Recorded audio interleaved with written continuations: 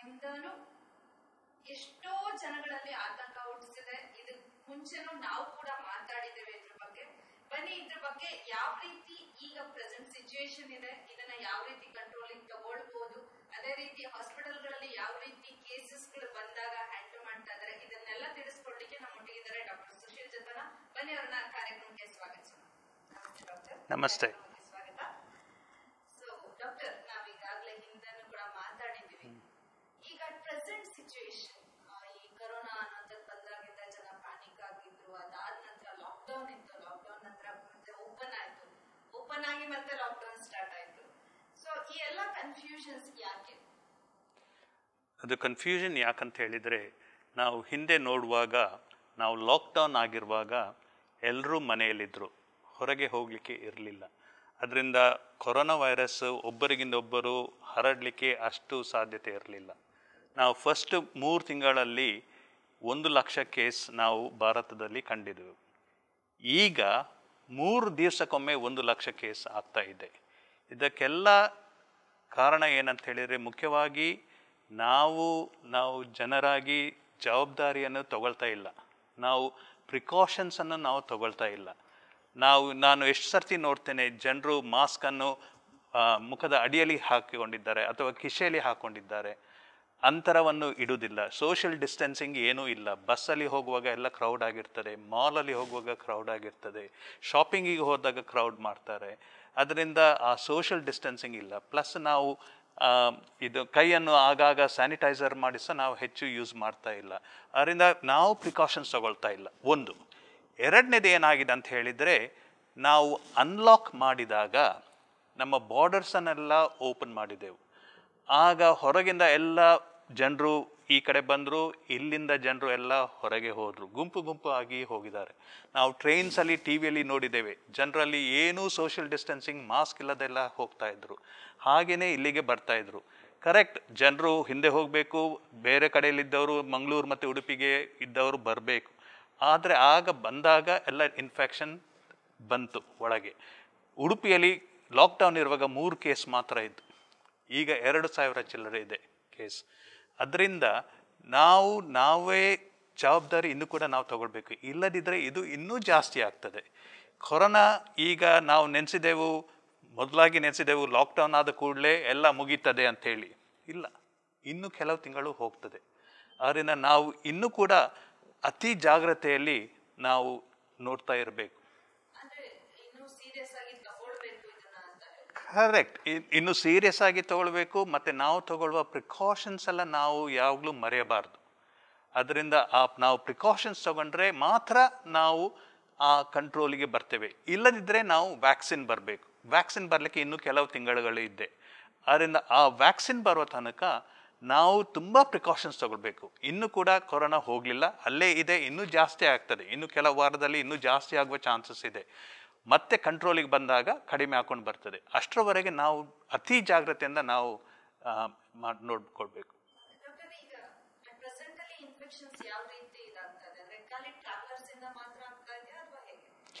ನಾವು ಮೊದಲು ನೋಡಿದಾಗ ಹೊರ ದೇಶದಿಂದ ಬಂದವರು plus high risk area Maharashtra, Gujarat, Tamil Nadu ಅಲ್ಲಿಂದ ಬಂದವರೆಲ್ಲ ಅಲ್ಲಿಂದ ಟ್ರಾವೆಲ್ ರಿಲೇಟೆಡ್ ಇತ್ತು.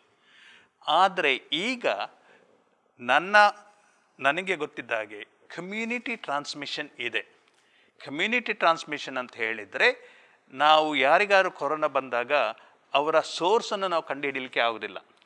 ಅದರಿಂದ ಅಲ್ಲಿ ಹಾಟ್ಸ್ಪಾಟ್ಸಲ್ಲಿ ಉಡುಪಿ, ಮಂಗಳೂರು ಮತ್ತು ಕೆಲವು ಕಡೆಯಲ್ಲಿ ಖಂಡಿತವಾಗಿ ಕಮ್ಯುನಿಟಿ ಟ್ರಾನ್ಸ್ಮಿಷನ್ ಈಗ ಆಗ್ತಾ ಇದೆ. ಆದ್ದರಿಂದ ನಾವು ಇನ್ನೂ ಕೂಡ ಜಾಗೃತಿ ಇರಬೇಕು.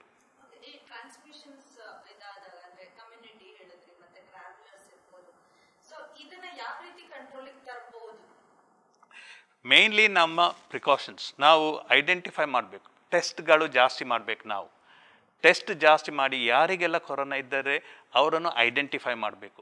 ಐಡೆಂಟಿಫೈ ಮಾಡಿದ ಕೂಡಲೇ ಐಸೋಲೇಟ್ ಮಾಡಬೇಕು. ಅವರ ಪ್ರೈಮರಿ ಕಾಂಟ್ಯಾಕ್ಟ್ಸ್ಗಳನ್ನು ಸಹ ನಾವು ಕ್ವಾರಂಟೈನ್ ಹಾಕಬೇಕು.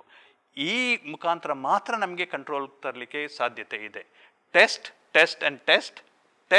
ಟ್ರೇಸ್ ಆ್ಯಂಡ್ ಐಸೋಲೇಟ್, ಇದು ಮೋಸ್ಟ್ ಇಂಪಾರ್ಟೆಂಟ್ ನಮ್ಮದು ಮಂತ್ರವಾಗಿ ಇರಬೇಕು.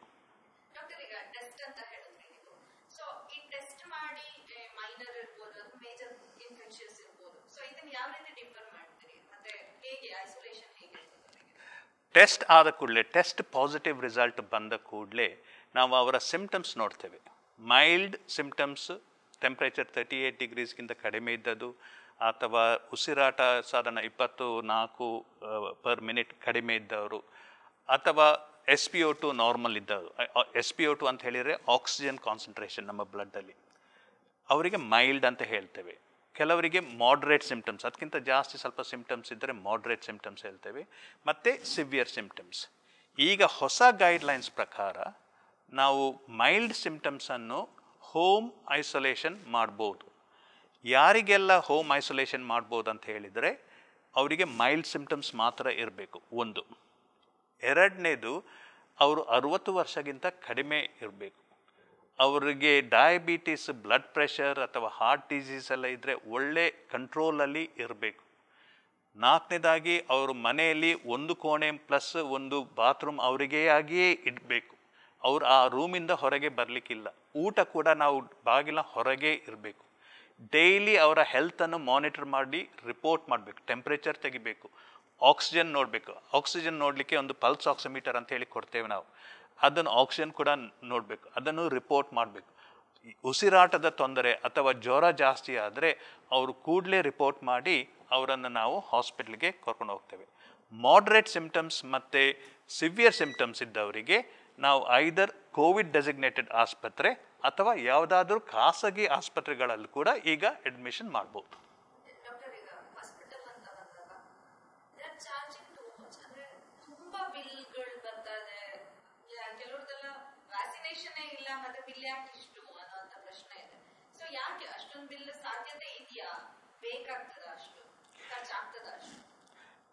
ಒಂದು ಲೆಕ್ಕದಲ್ಲಿ ನಾನು ವಾಟ್ಸಪ್ಪಲ್ಲೆಲ್ಲ ನೋಡುವಾಗ ಕೆಲವು ಬಿಲ್ಗಳು ನೋಡುವಾಗ 7 ಲಕ್ಷ 8 ಲಕ್ಷ ಇಂಥ ಬಿಲ್ಲೆಲ್ಲ, ಅದು ಹೇಗೆ ಅದನ್ನು ಜಸ್ಟಿಫೈ ಮಾಡೋದಂಥೇಳಿ ನನಗೇನೂ ಕಷ್ಟ ಆಗ್ತದೆ. ಆದ್ದರಿಂದ ಕೆಲವು ಆಸ್ಪತ್ರೆಗಳಲ್ಲಿ ಸ್ವಲ್ಪ ಓವರ್ ಚಾರ್ಜಿಂಗ್ ಆಗಿರ್ಬೋದು. ಆದರೆ ಆಸ್ಪತ್ರೆಗಳು ಕೂಡ ತುಂಬ ಎಕ್ಸ್ಪೆನ್ಸಸ್ ಇದೆ ಈ ಕೋವಿಡ್ ಪೇಷಂಟ್ಸನ್ನು ಟ್ರೀಟ್ ಮಾಡಲಿಕ್ಕೆ. ಯಾಕಂತ ಹೇಳಿದರೆ ಎಲ್ಲರಿಗೂ N95 ಮಾಸ್ಕ್ ಕೊಡಬೇಕು. ಕೋವಿಡ್ ಪೇಷಂಟ್ಸ್ನವರು ಟ್ರೀಟ್ ಮಾಡುವವರು ಎಲ್ಲರೂ PPE ಕಿಟ್ಸ್ ಅಂತ ಹೇಳಿ ಹಾಕಬೇಕು. ಅಂದರೆ ಇಡೀ ಗೌನ್, ಕ್ಯಾಪ್, ಮಾಸ್ಕ್, ಗ್ಲೌಸ್ ಮತ್ತು ಶೀಲ್ಡ್ ಕೂಡ ಎಲ್ಲ ಹಾಕ್ಕೊಂಡಿರಬೇಕು. ಇದು ಪ್ರತಿ ಶಿಫ್ಟಿಗೆ ಚೇಂಜ್ ಮಾಡಬೇಕು. ಒಂದೊಂದು PPE ಕಿಟ್ಟಿಗೆ ಸಾಧಾರಣ 2,000-3,000 ರೂಪಾಯಿ ಇರ್ತದೆ. ಕೆಲವು ಶಿಫ್ಟ್ ಆಗುವಾಗ ಕೆಲವು ನರ್ಸ್ಗಳು ಅದನ್ನು ಯೂಸ್ ಮಾಡಬೇಕು. ಆಯನವರು ಬಂದವರು ಕೂಡ PPE ಕಿಟ್ ಹಾಕಬೇಕು. ಯಾರು ಫುಡ್ ಕೊಡ್ತಾರ ಅವರು ಕೂಡ PPE ಕಿಟ್, ಡಾಕ್ಟರ್ಸ್ನವರು PPE ಕಿಟ್ ಹಾಕಬೇಕು. ಪ್ಲಸ್ ಇಡೀ ಆಸ್ಪತ್ರೆಯನ್ನು ಸ್ಯಾನಿಟೈಸ್ ಮಾಡಬೇಕು, ಇನ್ಫೆಕ್ಷನ್ ಕಂಟ್ರೋಲ್ ಮಾಡಬೇಕು. ಅದರಿಂದ ಇದಕ್ಕೆ ಎಲ್ಲ ಖರ್ಚುಗಳು ಕೂಡ ಇದೆ.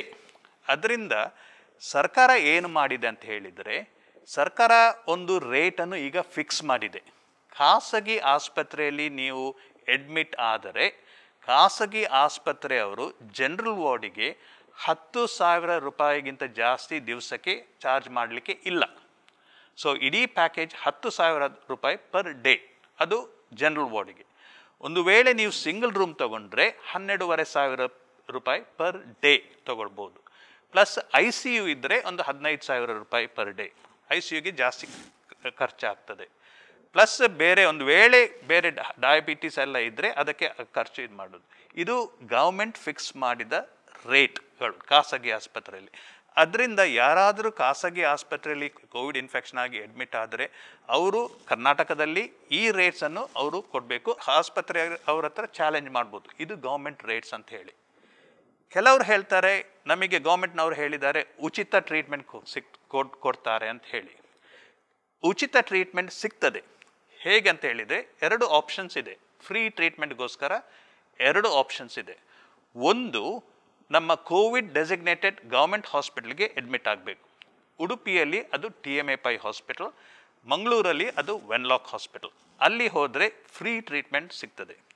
ಇಲ್ಲದಿದ್ದರೆ ಅವರು ಡಿಸ್ಟ್ರಿಕ್ಟ್ ಆಫೀಸರ್ ಹತ್ರ ಅಥವಾ ವೆನ್ಲಾಕ್ ಕೋವಿಡ್ ಡೆಸಿಗ್ನೇಟೆಡ್ ಆಸ್ಪತ್ರೆಯಿಂದ ಒಂದು ಲೆಟರ್ ತಗೊಳ್ಬೇಕು, ಈ ಖಾಸಗಿ ಆಸ್ಪತ್ರೆಗೆ ನೀವು ಹೋಗಿ ಅಂತ ಹೇಳಿ. ಆ ಲೆಟರ್ ಇಟ್ಕೊಂಡು ಖಾಸಗಿ ಆಸ್ಪತ್ರೆ ಆ ಪ್ಯಾನಲ್ ಆಗಿರ್ತದೆ, ಆಯುಷ್ಮಾನ್ ಭಾರತ್ ಅಂತೇಳಿ ಪ್ಯಾನಲ್ ಆಗಿರ್ತದೆ, ಆ ಖಾಸಗಿ ಆಸ್ಪತ್ರೆಗಳಲ್ಲಿ ಉಚಿತ ಫ್ರೀ ಟ್ರೀಟ್ಮೆಂಟ್ ಕೊಡ್ತಾರೆ. ಅದೇನಂತ ಹೇಳಿದರೆ ಅವರ ಟ್ರೀಟ್ಮೆಂಟ್ ಗೌರ್ಮೆಂಟ್ ಅವರು ಕೊಡ್ತಾರೆ, ಆ ಖಾಸಗಿ ಆಸ್ಪತ್ರೆಗಳಿಗೆ ಕೊಡ್ತಾರೆ. ಅದರಿಂದ ಕಷ್ಟದಲ್ಲಿದ್ದವರಿಗೆ ಉಚಿತ ಟ್ರೀಟ್ಮೆಂಟ್ ಗೌರ್ಮೆಂಟ್ ಆಸ್ಪತ್ರೆಯಲ್ಲಿ, ಖಾಸಗಿ ಆಸ್ಪತ್ರೆಯಲ್ಲಿ ಕೂಡ ಸಿಗ್ತದೆ. ಈಗ ಆ ಲಿಸ್ಟ್ ಇದೆ, ಅವರ ಹತ್ರ ಒಂದು ಲಿಸ್ಟ್ ಇದೆ, ಯಾವ್ಯಾವ ಖಾಸಗಿ ಆಸ್ಪತ್ರೆಗಳು ಈ ಗೌರ್ಮೆಂಟ್ ಸ್ಕೀಮಲ್ಲಿ ಇದ್ದೆ ಅಂತ ಹೇಳಿ. ಆ ಲಿಸ್ಟಲ್ಲಿದ್ದ ಯಾವ ಖಾಸಗಿ ಆಸ್ಪತ್ರೆಗಳಿಗೆ ಕೂಡ ಆ ಲೆಟರ್ ಇಟ್ಕೊಂಡು ಹೋದರೆ ಅವರು ಅಡ್ಮಿಟ್ ಮಾಡಿ ಟ್ರೀಟ್ಮೆಂಟ್ ಉಚಿತವಾಗಿ ಕೊಡಬೇಕು.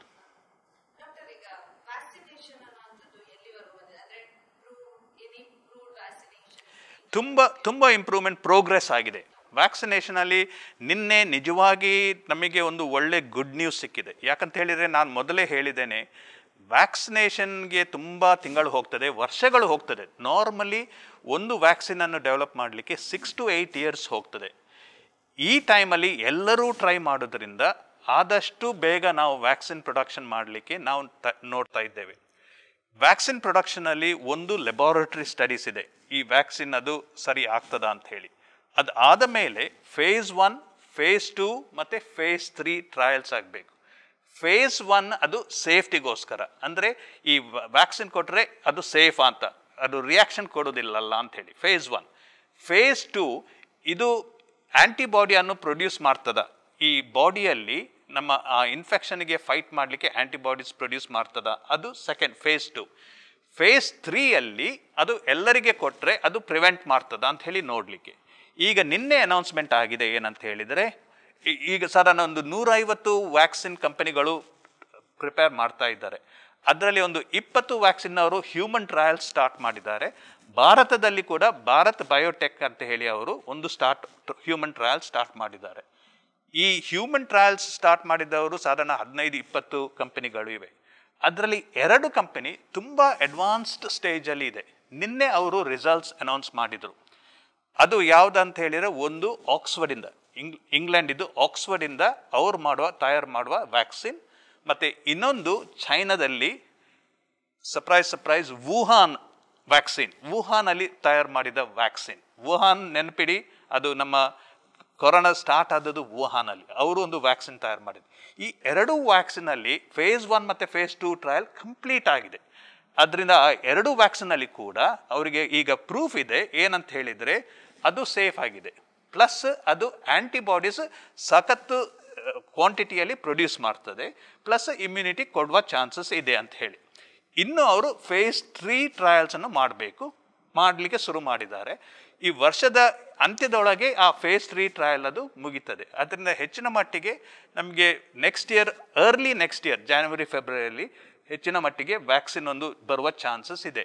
ಆದರೆ ಅಷ್ಟರವರೆಗೆ ವ್ಯಾಕ್ಸಿನ್ ಬರುವ ತನಕ ನಾವು ನಮ್ಮ ಪ್ರಿಕಾಷನ್ಸ್ ನಾವು ಮರೆಯಬಾರ್ದು.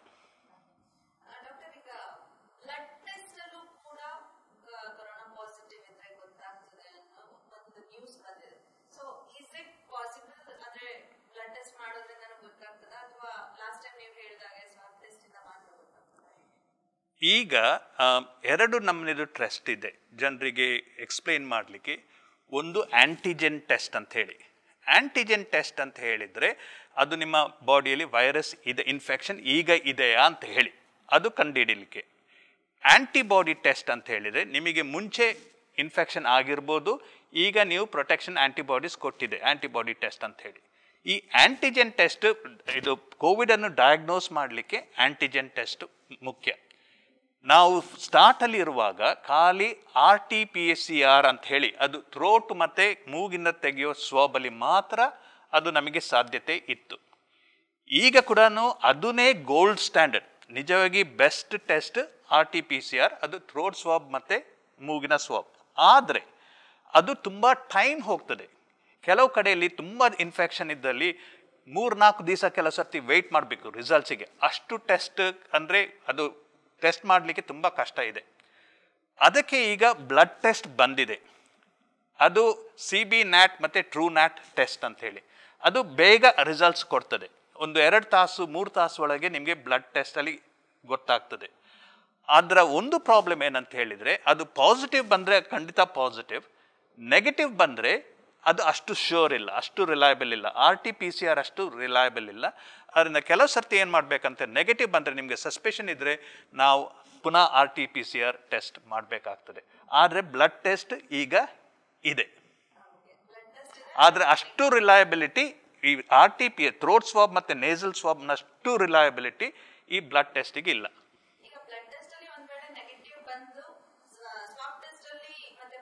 ಬರುವ ಚಾನ್ಸಸ್ ಇದೆ.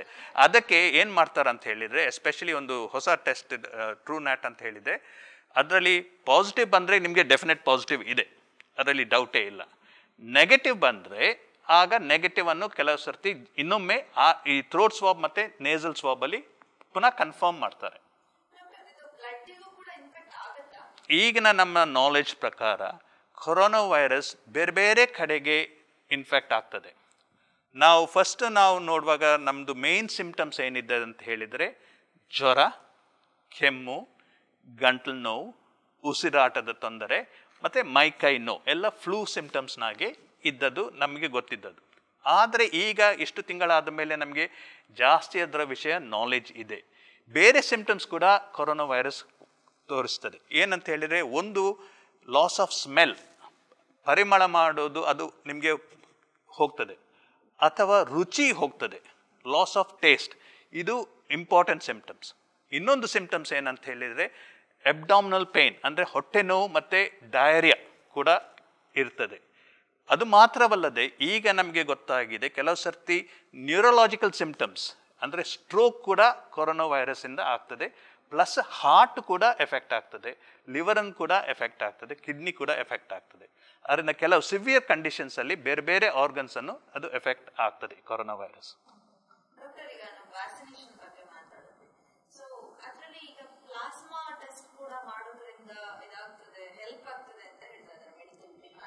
ನಾವು ಮಾಧ್ಯಮದಲ್ಲಿ, ಪ್ರಿಂಟ್ ಮೀಡಿಯಾದಲ್ಲಿ, ಸೋಷಿಯಲ್ ಮೀಡಿಯಾದಲ್ಲಿ ಕಾನ್ವಲೆಸೆಂಟ್ ಪ್ಲಾಸ್ಮಾ ಥೆರಪಿ ಅಂತ ಹೆಸರು ಕೇಳಿದ್ದೇವೆ.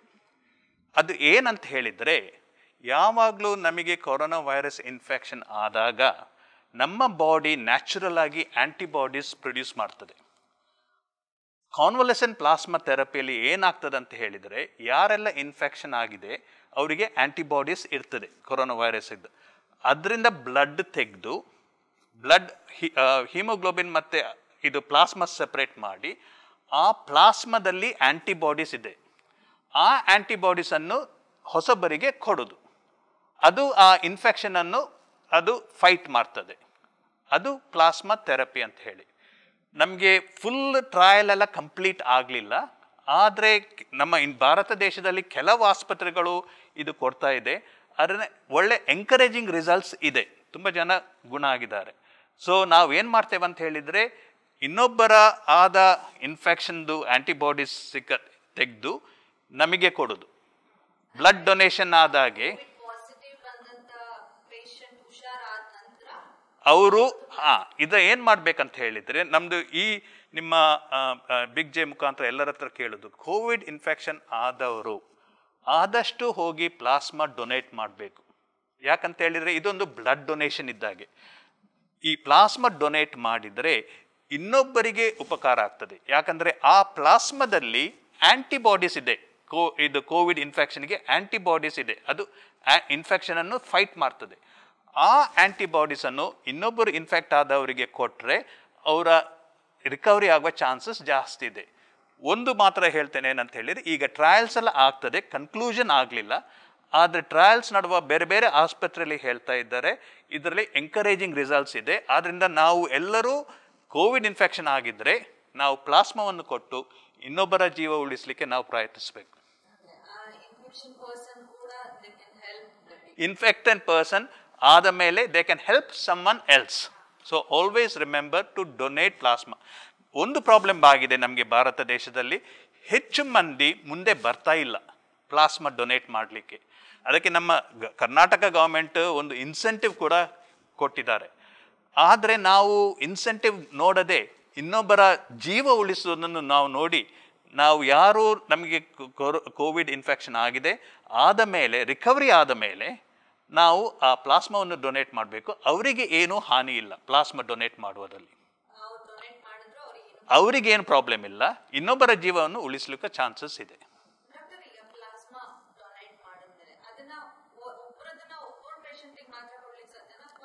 ಇಲ್ಲ, ಒಂದೇ ನಾವು ತೆಗೆಯುವುದು, ಅದರಿಂದ ಒಬ್ಬರು ಅಥವಾ ಇಬ್ಬರು ಮಾತ್ರ ಅದನ್ನು ಆ ಪ್ಲಾಸ್ಮಾದಲ್ಲಿ ಎಷ್ಟು ಆಂಟಿಬಾಡೀಸ್ ಇದೆ ಅಂತ ಹೇಳಿ ನೋಡ್ತಾ ಇರಬೇಕು. ಅದರಿಂದ ಜಾಸ್ತಿ ಜನರಿಗೆ ಕೊಡ್ಲಿಕ್ಕಾಗೋದಿಲ್ಲ, ಅದು ಮ್ಯಾಚ್ ಕೂಡ ಮಾಡಬೇಕಾಗ್ತದೆ. ಆದರೆ ಆದಷ್ಟು ಜನ ಇನ್ಫೆಕ್ಷನ್ ಆದವರು ಮುಂದೆ ಬಂದು ಪ್ಲಾಸ್ಮಾ ಕೊಡೋದು ಒಳ್ಳೆಯದು.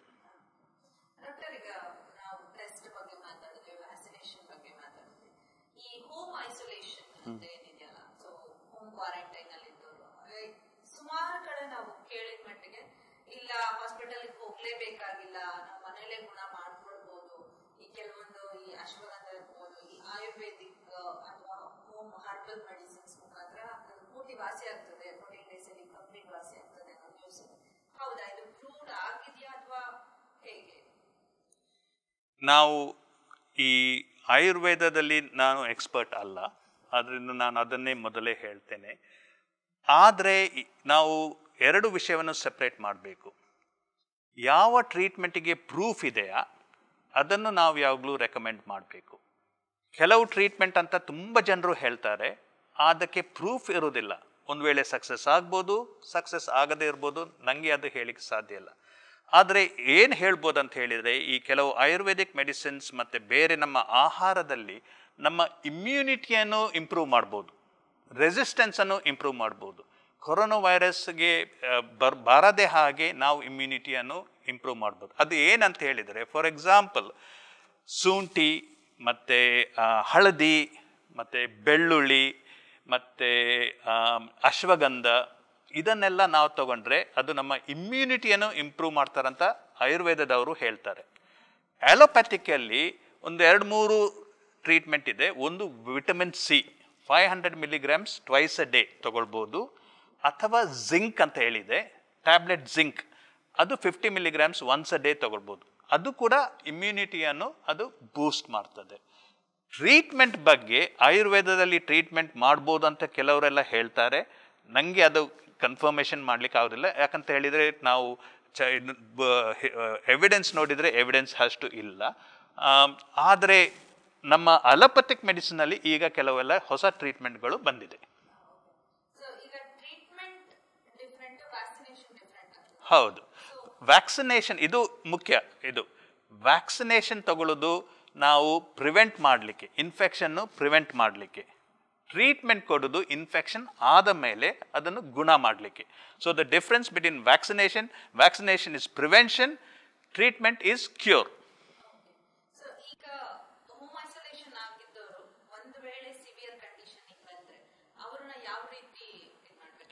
ಹೋಮ್ ಐಸೋಲೇಷನಲ್ಲಿ ಮೈಲ್ಡ್ ಸಿಂಪ್ಟಮ್ಸ್ ಇದ್ದವರು ಮಾತ್ರ ಹೋಮ್ ಐಸೋಲೇಷನ್ಗೆ ಗೌರ್ಮೆಂಟ್ನವರು ಗೈಡ್ಲೈನ್ಸಲ್ಲಿ ಬಿಟ್ಕೊಡ್ತಾರೆ.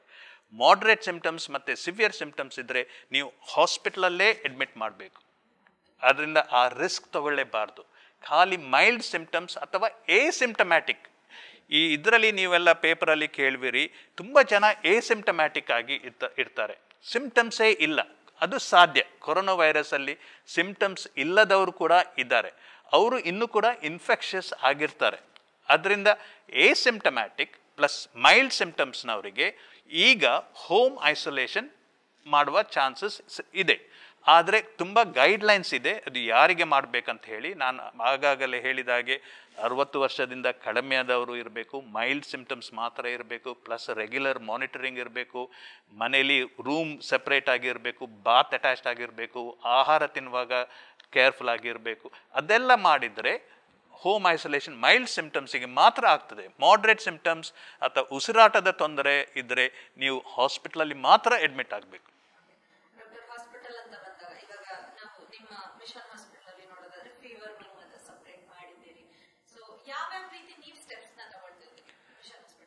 ಈಗ ಮಿಷನ್ ಆಸ್ಪತ್ರೆ ಮತ್ತು ಬೇರೆ ಹಾಸ್ಪಿಟಲ್ಗಳಿಗೆ ಕೂಡ ನಾವು ತುಂಬ ಕೇರ್ಫುಲ್ ಆಗಿದ್ದೇವೆ. ಯಾಕಂತ ಹೇಳಿದರೆ ನಾವು ಏನು ಮಾಡಿದ್ದೇವೆ ಅಂತ ಹೇಳಿದರೆ, ಫೀವರ್ ಈಗ ಎಲ್ಲ ಫೀವರ್ಗಳು ಕೋವಿಡ್ ಅಲ್ಲ. ಅದು ಒಂದು ನಾವು ಯಾವಾಗಲೂ ಮನಸ್ಸಿನಲ್ಲಿ ನೆನಪಿಡಬೇಕು. ಎಲ್ಲ ಫೀವರ್ ಇದ್ದವರು ಕೋವಿಡ್ ಅಲ್ಲ. ಯಾಕಂದರೆ ಈ ಕಾಲದಲ್ಲಿ ನಮ್ಮ ಈ ಕೋಸ್ಟಲ್ ಏರಿಯಾದಲ್ಲಿ ಡೆಂಗಿ ಮತ್ತು ಮಲೇರಿಯಾ ಮತ್ತು ಫ್ಲೂ ಈ ಕಾಲದಲ್ಲಿ ಜಾಸ್ತಿ, ಮಳೆಗಾಲದಲ್ಲಿ. ಅದರಿಂದ ಖಾಲಿ ಜ್ವರ ಫ್ಲೂ ಬಂದವರು ಕೂಡ ಇದೆ. ಆದ್ದರಿಂದ ನಾವು ಏನು ಮಾಡಿದ್ದೇವೆ ಅಂತ ಹೇಳಿದರೆ, ಸೆಪ್ರೇಟ್ ವಾರ್ಡನ್ನೇ ಫೀವರ್ ಇದ್ದವರಿಗೆ ಅಥವಾ ಸಿಂಪ್ಟಮ್ಸ್ ಕೋವಿಡ್ನ ಸಿಂಪ್ಟಮ್ಸ್ ಇದ್ದವರಿಗೆ ಸೆಪ್ರೇಟ್ ವಾರ್ಡೇ ನಾವು ಮಾಡಿದ್ದೇವೆ. ಆ ವಾರ್ಡಲ್ಲಿ ಎಲ್ಲ ನರ್ಸಸ್ ಡಾಕ್ಟರ್ಸ್ ಎಲ್ಲ PPE ಹಾಕ್ಕೊಂಡೇ ಇರ್ತಾರೆ. ಅದರಿಂದ ದಯಮಾಡಿ ಹೆದರಬೇಡಿ, ಅವರು ಸ್ಪೇಸ್ ಕ್ರಾಫ್ಟಲ್ಲಿ ಬಂದಾಗೆ ಇರ್ತಾರೆ, ಈ visor, face shield, mask, gloves ಎಲ್ಲ ಹಾಕ್ಕೊಂಡು. ಅದು ಅವರ ಪ್ರೊಟೆಕ್ಷನಿಗೋಸ್ಕರ, ಅವರ ಸ್ಟಾಫ್ನವರ ಪ್ರೊಟೆಕ್ಷನ್. ಪ್ಲಸ್ ನಾವು ಏನು ಹೇಳ್ತೇವಂತೆ, ಪ್ರತಿ ಪೇಷಂಟ್ ಬಂದವರು ಮಾಸ್ಕ್ ಹಾಕಲೇಬೇಕು. ಅದು ಮಾತ್ರವಲ್ಲದೆ ಒಬ್ಬರು ಅಟೆಂಡರನ್ನು ಮಾತ್ರ ನಾವು ಬಿಡ್ತೇವೆ. ಯಾಕಂತ ಹೇಳಿದರೆ ತುಂಬ ಜನ ಬಂದರೆ ಅದು ಇನ್ಫೆಕ್ಷನ್ ಒಳಗೆ ತರ್ತದೆ. ಬರುವ ಒಳಗೆ ಅವರು ಸ್ಯಾನಿಟೈಸ್ ಕಂಪ್ಲೀಟ್ ಮಾಡಬೇಕು. ಡೋರ್ ಹತ್ರ ಸ್ಯಾನಿಟೈಸರ್ ಇದೆ. ಪ್ಲಸ್ ಅವರು ಕೂಡ ಮಾಸ್ಕ್ ಹಾಕಲೇಬೇಕು. ಯಾರನ್ನು ಕೂಡ ಮಾಸ್ಕ್ ಹಾಕದೆ ನಾವು ಒಳಗೆ ಬಿಡೋದಿಲ್ಲ. ಪ್ಲಸ್ ಔಟ್ ಪೇಷಂಟಲ್ಲಿ ಕೂಡ ಡಾಕ್ಟರನ್ನು ನೋಡಲಿಕ್ಕೆ ಇಲ್ಲ. ನಮ್ಮ ಇಡೀ ಆಸ್ಪತ್ರೆನೂ 2 ಸರ್ತಿ ದಿವಸಕ್ಕೆ ನಾವು ಕಂಪ್ಲೀಟ್ ಡಿಸ್ಇನ್ಫೆಕ್ಷನ್ ಮಾಡ್ತೇವೆ. ಪ್ಲಸ್ ಆಸ್ಪತ್ರೆ ಹೊರಗೆ ಕೂಡ ನಾವು ಡಿಸ್ಇನ್ಫೆಕ್ಷನ್ ಮಾಡ್ತೇವೆ. ಎಲ್ಲ ಸ್ಟಾಫ್ನವರಿಗೆ ನಾವು ಈಗ N95 ಮಾಸ್ಕ್ ಕೊಡ್ತಾ ಇದ್ದೇವೆ. N95 ಮಾಸ್ಕ್ ಹಾಸ್ಪಿಟಲಲ್ಲಿ ಐಡಿಯಲ್ ಮಾಸ್ಕ್, ಅದು ಪ್ರಿವೆಂಟ್ ಮಾಡ್ತಾರೆ. ಇದೆಲ್ಲ ಯಾಕೆ ಮಾಡ್ತೇವೆ ಅಂತ ಹೇಳಿದರೆ, ನಮ್ಮ ಸ್ಟಾಫ್ ಇದು ಪ್ರೊಟೆಕ್ಷನ್ ಅದು ಇಂಪಾರ್ಟೆಂಟ್. ಅವ್ರಿಗೆ ಕೂಡ ಭಯ ಇದೆ, ಕೆಲವರಿಗೆ ಮಕ್ಕಳಿದೆ, ಕೆಲವರಿಗೆ ತಂದೆ ತಾಯಂದಿರಿದ್ದಾರೆ ಮಂದಿರು. ಅದನ್ನು ನಾವು ಅವರನ್ನು ಕೂಡ ನಾವು ಪ್ರೊಟೆಕ್ಷನ್ ಮಾಡಬೇಕು. ಪ್ಲಸ್ ನಿಮ್ಮ ವೀಕ್ಷಕರಿಗೂ ಕೂಡ ನೆನಪಿಡಬೇಕು, nursing staff, lab staff, pharmacy staff ಮತ್ತು ಡಾಕ್ಟರ್ಸ್ನವರು ಅವರ ಜೀವನ ರಿಸ್ಕಲ್ಲಿ ಇಟ್ಟು ನಿಮಗೆ ಟ್ರೀಟ್ಮೆಂಟ್ ಕೊಡ್ತಾರೆ. ಅದನ್ನು ನಾವು ಯಾವಾಗಲೂ ಮರಿಬಾರ್ದು.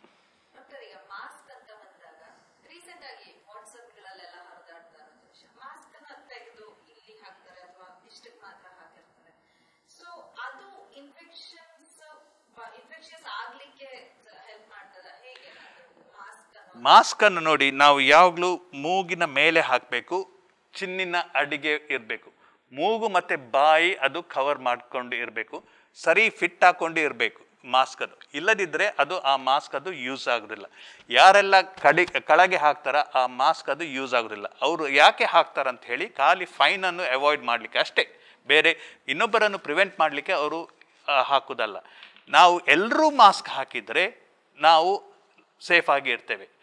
ಎಲ್ಲರೂ ಸೋಷಿಯಲ್ ಡಿಸ್ಟೆನ್ಸಿಂಗ್ ಮೇಂಟೈನ್ ಮಾಡಿದರೆ ನಾವು ಸೇಫ್ ಆಗಿರ್ತೇವೆ.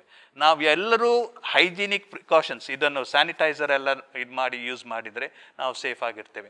ನಾವು ಒಂದು ಅಡ್ವೈಸ್ ಕೊಡ್ತೇನೆ ನಾನು ಎಲ್ಲರಿಗೂ ಕೂಡ, 60 ವರ್ಷದ ಮೇಲಿನವರು ದಯಮಾಡಿ ಅಗತ್ಯವಿದ್ದರೆ ಮಾತ್ರ ಮನೆಯಿಂದ ಹೊರಗೆ ಹೋಗಿ, ಇಲ್ಲದಿದ್ದರೆ ನೀವು ಮನೆಯಲ್ಲೇ ಇರಿ, ಅದು ಸೇಫೆಸ್ಟ್ ಪ್ಲೇಸ್.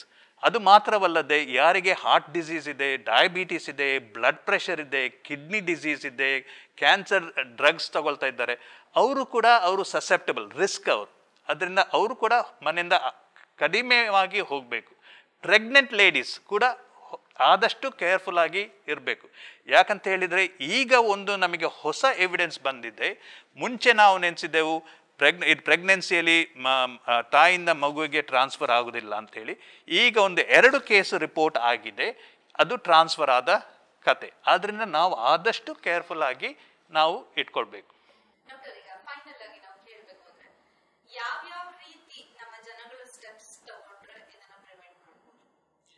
ಒಂದು, ನಿಮ್ಮ ಡಯಟ್, ಒಳ್ಳೆ ಬ್ಯಾಲೆನ್ಸ್ ಡಯಟನ್ನು ತಗೊಳ್ಳಿ. ಮಾಂಸ ತಗೊಂಡ್ರೆ ಅದನ್ನು ಚೆನ್ನಾಗಿ ಬಾಯ್ಲ್ ಮಾಡಿ, ವೆಜಿಟೇಬಲ್ಸ್ ತಗೊಂಡಾಗ ಚೆನ್ನಾಗಿ ಕ್ಲೀನ್ ಮಾಡಿ.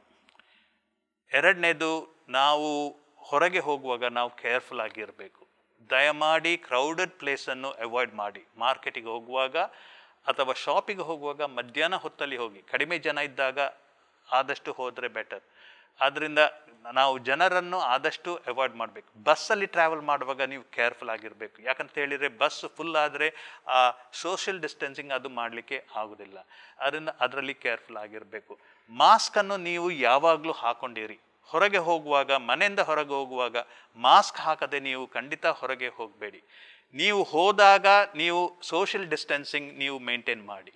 ಇನ್ನೊಂದು ಏನು ಮಾಡ್ಬೋದು ಅಂತ ಹೇಳಿ, ಆರೋಗ್ಯ ಸೇತ್ ಅಂತೇಳಿ ಒಂದು ಆ್ಯಪ್ ಇದೆ, ಅದನ್ನು ನಿಮ್ಮ ಫೋನಿಗೆ ಡೌನ್ಲೋಡ್ ಮಾಡಿ. ಅದು ನಿಮಗೆ ಬೇರೆಯವರ ಹತ್ರ ಬಂದಾಗ ಅದೊಂದು ಅಲರ್ಟ್ ಕೊಡ್ತದೆ.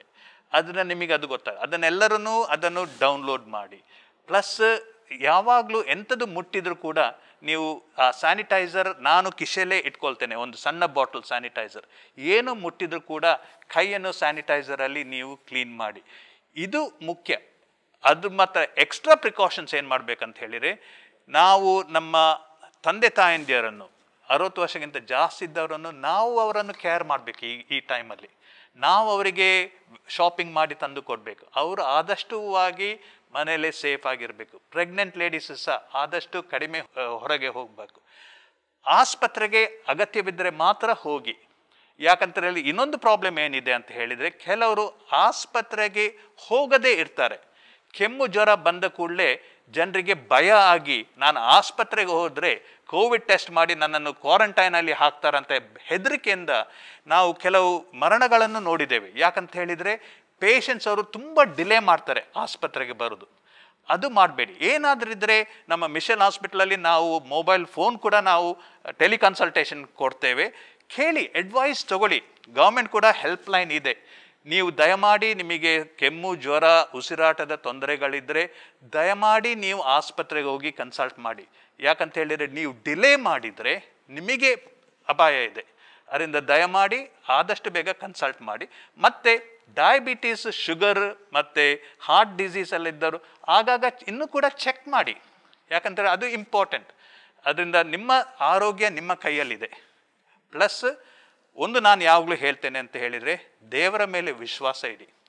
ದೇವರು ನಮ್ಮನ್ನು ಕಾಪಾಡ್ತಾರೆ. Prayer is the best medicine and God is the greatest healer. ಇದು ನಾವು ಯಾವಾಗಲೂ ಮರೆಯಬಾರ್ದು. ಗವರ್ಮೆಂಟ್ ಅವರು ಬಂದು ಮನೆ ಮನೆಗೆ ಬಂದು ಅವರು ಟ್ರೀಟ್ಮೆಂಟ್ ಬಗ್ಗೆ ಮಾಡ್ತಾರೆ, ಮತ್ತೆ ಟೆಸ್ಟ್ ಮಾಡಿ ಹೋಗ್ತಾರೆ ಅಂತ, ಇದು ಹೌದಾ? ಕೆಲವು ಕಡೆಯಲ್ಲಿ ಹಾಟ್ಸ್ಪಾಟ್ಸ್ ಅಲ್ಲಿ ಏನು ಮಾಡ್ತಾರೆ ಅಂತ ಹೇಳಿದರೆ, ಅವರಿಗೆ ಒಂದು ಕಮ್ಯುನಿಟಿಯಲ್ಲಿ ಎಷ್ಟು ಇನ್ಫೆಕ್ಷನ್ ಇದೆ ಅಂತ ಹೇಳಿ ಗೊತ್ತಾಗಬೇಕು. ಅದಕ್ಕೆ ಬಂದು ಹೊಸ ಟೆಸ್ಟ್, ಬ್ಲಡ್ ಟೆಸ್ಟ್ ಬಂದಿದೆ, ನಾನು ಆ್ಯಂಟಿಬಾಡಿ ಟೆಸ್ಟ್ ಹೇಳಿದ್ದೆ, ಅದನ್ನು ಟೆಸ್ಟ್ ಮಾಡ್ತಾರೆ. ಯಾಕಂತ ಹೇಳಿದರೆ ಅವರಿಗೆ ಒಂದು ಕಮ್ಯುನಿಟಿಲಿ ಸಾಧನ ಎಷ್ಟು % ಇನ್ಫೆಕ್ಟ್ ಆಗಿದೆ ಅಂತ ಹೇಳಿ ಅದು ಗೊತ್ತಿರಬೇಕು.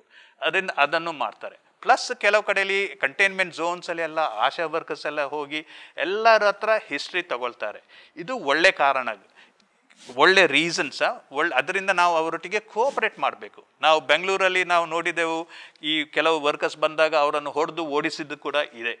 ಇದು ಅವರೆಲ್ಲ ಬರೋದು ಮಾಡೋದು ಈ ಕೆಲಸ ನಮ್ಮ ಒಳ್ಳೆದಕ್ಕೋಸ್ಕರ. ನಾವು ಕೋಆಪರೇಟ್ ಮಾಡಿದರೆ, ನಾವು ಒಟ್ಟಾಗಿ ಕೆಲಸ ಮಾಡಿದರೆ, ನಾವು ಇದನ್ನು, ಈ ಕೊರೋನಾ ವೈರಸನ್ನು ನಾವು ಬೀಟ್ ಮಾಡಲಿಕ್ಕೆ ನಮಗೆ ಖಂಡಿತ ಸಾಧ್ಯವಿದೆ.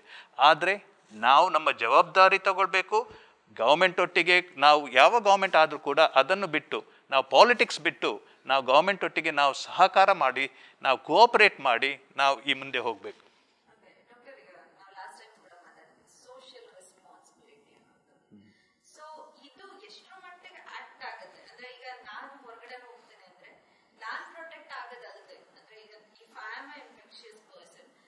ನಾನು ಮಾಸ್ಕ್ ಹಾಕೋದ್ರಿಂದ ಇರ್ಬೋದು, ಅಥವಾ ನಾನು PPE ಇಫ್ ಪಾಸಿಬಲ್ ನಾನು ಹಾಕೊಂಡು ಹೋಗೋದ್ರಿಂದ ಇರ್ಬೋದು, ನನ್ನಿಂದ ಇನ್ಫೆಕ್ಷನ್ ಆಗೋದನ್ನ ನಾನು ತಪ್ಪಿಸ್ತೇನೆ. So this is also social responsibility ಅಂತ ಹೇಳ್ಬೋದು. ಸೊ ಇದು ಎಷ್ಟರ ಮಟ್ಟಿಗೆ ಆಕ್ಟ್ ಆಗ್ತದೆ? ಎಲ್ಲರೂ ರೆಸ್ಪಾನ್ಸಿಬಲ್ ಆಗಿ ಬಿಹೇವ್ ಮಾಡೋದು. ಎಲ್ಲರೂ ರೆಸ್ಪಾನ್ಸಿಬಲ್ ಆಗಿ ಬಿಹೇವ್ ಮಾಡ್ತಿದ್ರೆ ನಾವು ಈ ಸ್ಥಿತಿಯಲ್ಲಿ ಇರ್ತಿದ್ದಿಲ್ಲ. ಅದು ನಮ್ಮದು ದೊಡ್ಡ ಒಂದು ವೀಕ್ನೆಸ್. ನಾವು ಎಲ್ಲರೂ ಕೂಡ ನಮ್ಮ ಪ್ರೊಟೆಕ್ಷನ್ ಅಲ್ಲಿ ಮಾತ್ರವಲ್ಲ, ಇನ್ನೊಬ್ಬರ ಪ್ರೊಟೆಕ್ಷನ್ ಕೂಡ ನಾವು ಆಲೋಚನೆ ಮಾಡಬೇಕು. ನಾವು ನಮ್ಮ ಪ್ರಿಕಾಷನ್ಸನ್ನು ತಗೊಳ್ಳೋದಿದ್ದರೆ ಇನ್ನೊಬ್ಬರಿಗೆ ರಿಸ್ಕ್ ಜಾಸ್ತಿ ಆಗ್ತದೆ. ಅದರಿಂದ ನಾವು ಆದಷ್ಟು ನಾವು ಹೇಳಿದ ಪ್ರಿಕಾಷನ್ಸ್, ಮಾಸ್ಕ್ ಮತ್ತು ಸೋಷಿಯಲ್ ಡಿಸ್ಟೆನ್ಸಿಂಗ್ ಮತ್ತು ವಾಷಿಂಗ್ ಹ್ಯಾಂಡ್ಸ್, ಇದೆಲ್ಲ ನಾವು ಯಾವಾಗಲೂ ನಾವೆಲ್ಲರೂ ಪ್ರಯತ್ನದಿಂದ ಮಾಡಿದರೆ ನಾವು ಎಲ್ಲರೂ ಇದು ಒಟ್ಟಾಗಿ ಈ ಕೊರೋನಾ ವೈರಸನ್ನು ಖಂಡಿತವಾಗಿ ನಾವು ಡಿಫೀಟ್ ಮಾಡ್ಬೋದು. ಇಲ್ಲದಿದ್ದರೆ ಈಗ ಆಗ್ತಾ ಇದ್ದ ಹಾಗೆ ಇನ್ಫೆಕ್ಷನ್ ಅದು ಜಾಸ್ತಿ ಆಗ್ತಾ ಇದೆ. ಮತ್ತು ಒಂದು ಹೇಳಬೇಕೇನಂತ ಹೇಳಿದರೆ, ಇನ್ನೂ ಕೂಡ ಇಷ್ಟು ಇನ್ಫೆಕ್ಷನ್ ನಮಗೆ ಈಗ ಇಷ್ಟು ಲಕ್ಷ ಇನ್ಫೆಕ್ಷನ್ ಆಗಿದೆ. ಆದರೂ ಕೂಡ 80% of the people recover from the illness. Only 15% need hospital admission. ನಮ್ಮ ಡೆತ್ ರೇಟ್ ಖಾಲಿ ಅರೌಂಡ್ 2 to 3% ಇಡೀ ಇಂಡಿಯಾದಲ್ಲಿ. ಆದ್ದರಿಂದ ಇನ್ನೂ ಕೂಡ ನಾನು ಹೇಳೋದೇನಂತ ಹೇಳಿದರೆ, ಎಸ್ ಸಿಂಪ್ಟಮ್ಸ್ ಬರ್ತದೆ, ಸ್ವಲ್ಪ ಕಷ್ಟ ಆಗ್ತದೆ, ಆದರೆ 80% will recover from the infection. Only 3% will die from the infection. ಆ ಮರಣ ಹೊಂದಿದವರಲ್ಲಿ ಮೆಜಾರಿಟಿ ಪೀಪಲ್ ಅವರಿಗೆ ಡಯಾಬಿಟಿಸ್ ಇದೆ, ಬ್ಲಡ್ ಪ್ರೆಷರ್ ಇದೆ, ಅಥವಾ ಹಾರ್ಟ್ ಡಿಸೀಸ್ ಇದೆ, ಕಿಡ್ನಿ ಡಿಸೀಸ್ ಇದೆ, ಬೇರೆ ಬೇರೆ ಕೋಮಾರ್ಬಿಡಿಟೀಸ್ ಅಂತ ಹೇಳ್ತೇವೆ ನಾವು, ಅದು ಇದ್ದವರು ಒಂದು. ಎರಡನೇದು, ಅವರು ಬೇಗ ಆಸ್ಪತ್ರೆಗೆ ಹೋಗಿರೋದಿಲ್ಲ, ಡಿಲೇ ಮಾಡ್ತಾರೆ. ಯಾಕಂತ ಇಲ್ಲಿ ಭಯ, ಹೋದ ಕೂಡಲೇ ನಮ್ಮನ್ನು ಕ್ವಾರಂಟೈನ್ ಮಾಡಿ ಬಿಡ್ತಾರೆ ಅಂಥೇಳಿ. ಆದ್ದರಿಂದ ಆದಷ್ಟು ನಾವು ಮುಂದೆ ಹೋಗಿ ಜ್ವರ ಅಥವಾ ಕೆಮ್ಮು ಅಥವಾ ಉಸಿರಾಟದ ತೊಂದರೆ ಇದ್ದರೆ ನಾವು ಹೋಗಿ ಟೆಸ್ಟ್ ಮಾಡೋದು ಉತ್ತಮ.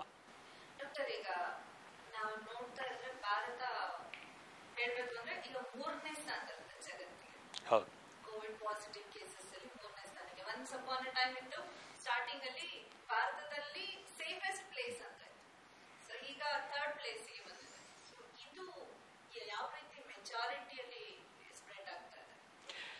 ಈಗ ನಮ್ಮ ಭಾರತ ದೇಶದಲ್ಲಿ ಒಂದು ಪ್ರಾಬ್ಲಮ್ ಏನಂತ ಹೇಳಿದರೆ, ನಮ್ಮ ಪಾಪ್ಯುಲೇಷನ್ ಜಾಸ್ತಿ, 1.3 ಬಿಲಿಯನ್ ಪಾಪ್ಯುಲೇಷನ್ ನಮ್ಮದು, 130 ಕೋಟಿ ಪಾಪ್ಯುಲೇಷನ್.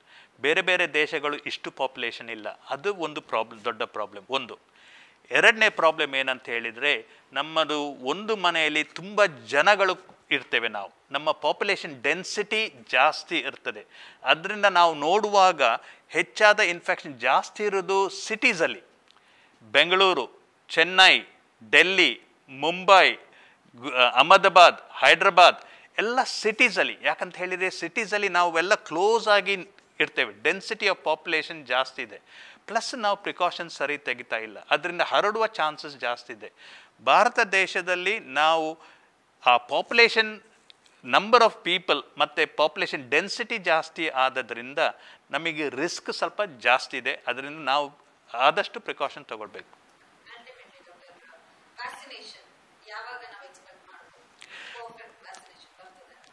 ಪರ್ಫೆಕ್ಟ್ ವ್ಯಾಕ್ಸಿನೇಷನ್ ಬಂದ ಮೇಲೆ ಮಾತ್ರ ಹೇಳ್ಬೋದು ಅದು ಪರ್ಫೆಕ್ಟಾ ಅಲ್ವಾ ಅಂಥೇಳಿ. ಈಗ ಹೇಳಿದಾಗೆ ನಿನ್ನೆ ಅನೌನ್ಸ್ಮೆಂಟ್ ಪ್ರಕಾರ 2 ವ್ಯಾಕ್ಸಿನ್ ತುಂಬ ಅಡ್ವಾನ್ಸ್ ಸ್ಟೇಜಲ್ಲಿ ಇದೆ. ಅದರಿಂದ ಅವರ ಅಭಿಪ್ರಾಯ ಏನಂತ ಹೇಳಿದರೆ, ಈ ವರ್ಷದ ಅಂತ್ಯದೊಳಗೆ ಆ ಫೇಸ್ 3 ಟ್ರಯಲ್ ಮುಗಿಸಿ ಪ್ರೊಡಕ್ಷನ್ ಸ್ಟಾರ್ಟ್ ಮಾಡ್ತಾರೆ. ವ್ಯಾಕ್ಸಿನ್ ಪ್ರೊಡಕ್ಷನ್ ಮಾಡಿದ ಮೇಲೆ ಮತ್ತೆ ಯಾರಿಗೆ ಆ ವ್ಯಾಕ್ಸಿನ್ ಸಿಗ್ತದೆ ಅಂತ ಹೇಳಿ ಅದು ಇನ್ನೊಂದು ಪ್ರಶ್ನೆ ಬರ್ತದೆ. ಆದರೆ ನನ್ನ ಅಭಿಪ್ರಾಯ ಏನಂತ ಹೇಳಿದರೆ, ನಮ್ಮ ವ್ಯಾಕ್ಸಿನ್ ಸಾಧಾರಣ ನೆಕ್ಸ್ಟ್ ಇಯರ್ ಜಾನ್ವರಿ ನಂತರ ಯಾವಾಗಾದ್ರೂ ವ್ಯಾಕ್ಸಿನ್ ಬರುವ ಚಾನ್ಸಸ್ ಇದೆ. ಇನ್ನೊಂದು ಏನಂತ ಹೇಳಿದರೆ, ಭಾರತದವರು ಕೂಡ ಒಂದು ವ್ಯಾಕ್ಸಿನ್ ಟ್ರಯಲ್ ಮಾಡ್ತಾ ಇದ್ದಾರೆ. ಈಗ ಹ್ಯೂಮನ್ ಟ್ರಯಲ್ಸ್ ನಿನ್ನೆಯಿಂದ ಸ್ಟಾರ್ಟ್ ಮಾಡಿದ್ದಾರೆ, ಭಾರತ್ ಬಯೋಟೆಕ್ನವರು ಅಂತ ಹೇಳಿ. ಸೊ ಇಂಡಿಯನ್ ವ್ಯಾಕ್ಸಿನ್ ಕೂಡ ಅದು ಸ್ಟಾರ್ಟ್ ಮಾಡಿದ್ದಾರೆ. ಅವರು ಹೇಳ್ತಾರೆ ವರ್ಷದ ಎಂಡ್ ಒಳಗೆ ನಾವು ಸಹ 3 ಫೇಸ್ ಟ್ರಯಲ್ ಮಾಡ್ಬೋದು ಅಂತ ಹೇಳಿ. ಅದನ್ನು ನಾವು ಸಾಧಾರಣ ಎಕ್ಸ್ಪೆಕ್ಟ್ ಮಾಡಿಕೊಂಡು ಇರಬೇಕಾಗ್ತದೆ.